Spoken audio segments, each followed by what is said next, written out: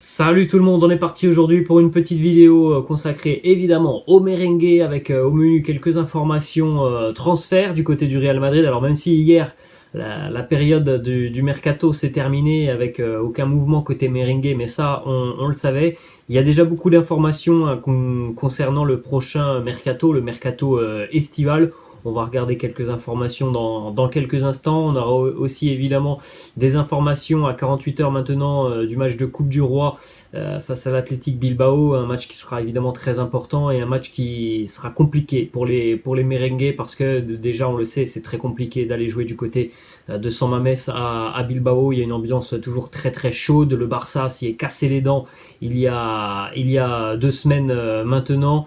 Le Real a certes battu Bilbao il y a quelques semaines lors de la finale de la Supercoupe d'Espagne, mais là c'est encore un match complètement différent, déjà parce que c'est à Bilbao et que c'est un terrain où il est très très difficile de s'imposer. Qu'en plus de ça, le Real Madrid sera évidemment un petit peu diminué avec parfois des états de forme un peu disparates au sein de l'équipe, puisqu'on le rappelle, il y a des joueurs qui sont encore à l'heure actuelle avec leur sélection nationale, notamment les Sud-Américains qui vont jouer ce soir dans la nuit, donc de mardi à mercredi pour le Brésil et pour l'Uruguay, alors que ce match aura lieu jeudi à 21h30. Donc évidemment ça c'est pas toujours très positif pour le Real Madrid d'avoir des joueurs qui potentiellement pourraient jouer 36 heures avant de rejouer.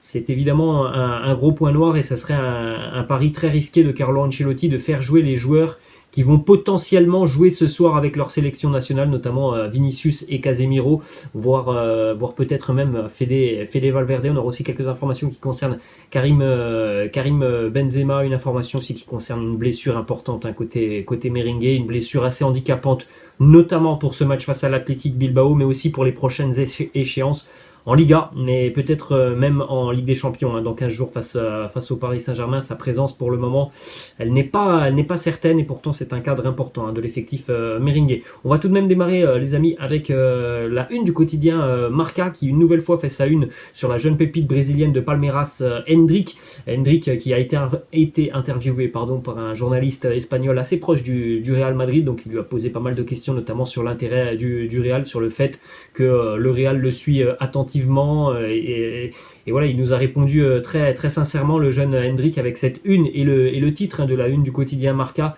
J'ai beaucoup d'affection pour le Real Madrid. Il nous a confié aussi, le jeune Endrick, qu'il était un grand fan du Real Madrid, qu'il souhaitait voir les merengues remporter la Champions League, qu'il avait pas mal déjà discuté avec Vinicius Junior, que Vinicius lui avait donné un maillot, que l'une de ses idoles était Cristiano Ronaldo. Donc voilà, il y a pas mal de signaux très positifs dans ce dossier Endrick.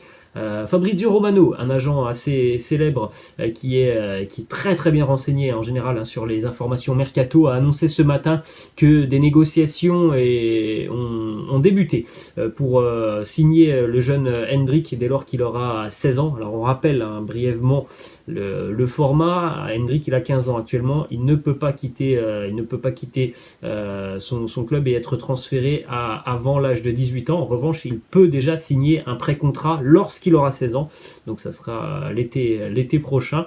Donc voilà, le jeune Endrick pourrait très rapidement être un joueur du Real Madrid, en tout cas déjà signé pour le Real Madrid avant évidemment de venir du côté de l'Espagne dans quelques années. On rappelle que c'est un joueur très prometteur, mais qu'à l'heure actuelle il n'a que 15 ans. Mais évidemment, maintenant dans le football, c'est comme ça, on va dénicher les talents de plus en plus tôt.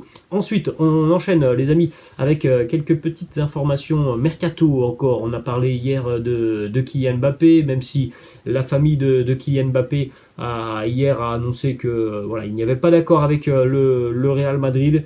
Du côté de la presse espagnole, on semble plutôt être de l'avis du quotidien Bild. Il y a un accord, mais du côté du Real Madrid et du Paris Saint-Germain, on ne peut pas parler de cet accord.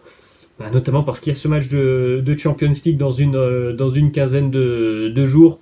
En tout cas, bref, on va pas se mentir, que Kylian Mbappé nous dise aujourd'hui ou dans 3 mois qu'il va s'engager au Real Madrid, voilà, ça sera une surprise pour personne. En ce qui concerne Erling Haaland, c'est une option évidemment, et pour les merengues. Le Real travaille dans l'ombre dans ce dossier Haaland. Le Real tentera évidemment sa chance sur le dossier Erling Haaland. Reste à savoir si les merengues feront une proposition dès cet été au Borussia Dortmund ou alors si le Real attendra l'été 2023 et donc la fin de contrat de Erling Haaland avec le Borussia Dortmund, comme ça sera le cas cet été pour Kylian Mbappé avec le Paris Saint-Germain. On poursuit avec deux autres informations mercato côté Real Madrid et on en a déjà parlé sur la chaîne. Le Real va aussi tenter de se renforcer au niveau du milieu de terrain sur le mercato estival. La piste numéro 1, c'est celle qui mène à Aurélien Tchouaméni, le milieu de terrain de l'AS Monaco. Mais du côté du Real, on a compris que du côté de Monaco, on allait demander quand même une certaine somme pour Aurélien Tchouaméni. Les merengues réfléchiront, évidemment, tenteront de trouver la meilleure option. Et peut-être que la meilleure option, ça sera l'option du jeune milieu de terrain de l'Ajax Amsterdam, Ryan Gravenberch, qui est moins cher tout simplement que Aurélien Tchouaméni, puisque Gravenberch, ça sera à peu près 35-40 millions d'euros. Du côté de Monaco, visiblement, on demande entre 80 et 100 millions d'euros pour Aurélien Tchouaméni. Donc ça, c'est un frein, évidemment, côté merengue. On en avait parlé des deux joueurs dans une vidéo il y a une dizaine de jours. Je vais vous remettre la vidéo juste au-dessus de moi. Ce sont deux profils très très intéressants. Et Gravenberch et Aurélien Tchouaméni, c'est vraiment des joueurs qui ont vraiment les aptitudes nécessaires pour aller jouer du côté du Real Madrid. Ensuite, on continue les amis avec quelques images des entraînements côté Real. Donc hier, il y avait évidemment la reprise de l'entraînement avec notamment, vous le voyez, la présence d'Eder Militao. Donc ça, c'est quand même plutôt une bonne nouvelle. On rappelle qu'Eder Militao a été suspendu pour le deuxième match du Brésil ce soir face au Paraguay. Il a donc pu revenir beaucoup plus tôt que notamment Vinicius et Casemiro. Donc Eder Militao, normalement, sans trop de surprise, on peut annoncer qu'il sera titulaire jeudi face à l'Athletic Bilbao. Marco Asensio et Dani Carvajal ont effectué une grande partie de la séance d'entraînement avec le groupe. En ce qui concerne par contre Karim Benzema et Mariano Diaz, eux ont plutôt combiné le travail en salle et le travail individuel sur le terrain. Ferland Mendy est lui resté dans les installations et dans le gymnase. Pour Karim Benzema, la petite information, c'est aussi que ce matin, il n'était pas présent à l'entraînement. Il s'est entraîné seul, donc on peut penser là aussi que ça sera peut-être un peu juste pour Karim Benzema pour affronter l'Athletic Bilbao, puisque maintenant on est à 20, on n'aura plus qu'un entraînement côté merengue, ça sera demain. Et malheureusement, Karim Benzema, pour le moment, 10 jours après sa blessure, il ne s'est toujours pas entraîné avec le groupe merengue. Petite information aussi, Sergio Arribas, Antonio Blanco et Peter se sont entraînés avec l'équipe première côté merengue. On suivra attentivement demain notamment les conférences de presse de Carlo Ancelotti, qui s'exprimera évidemment sur ce match face à l'Athletic Bilbao. Et on va terminer les amis avec une dernière information mercato. Le Real s'est montré intéressé par le profil d'Angelino, le joueur du RB Leipzig espagnol. Angelino, c'est un profil assez polyvalent, mais c'est quand même plutôt un joueur qui évolue côté gauche. Du côté du Real Madrid, je ne suis pas sûr que ce soit vraiment l'option prioritaire du mercato d'aller chercher quelqu'un qui est du côté gauche, parce que je pense que le côté gauche du Real Madrid, que ce soit au milieu de terrain ou en défense, il est plutôt fourni.